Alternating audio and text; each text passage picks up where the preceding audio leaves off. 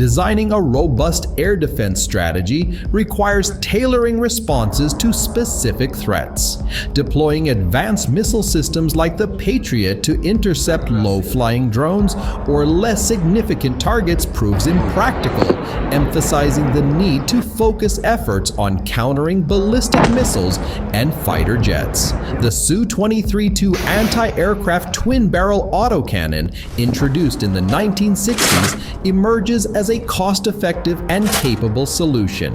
In a recent airborne assault, this system reportedly demonstrated its effectiveness by successfully intercepting a cruise missile, likely the KH-101, amidst discussions about the potential involvement of a Shahid drone. Yet, the intercepted object's speed and appearance closely match a cruise missile, highlighting the operator's skill in countering such threats with an air defense system.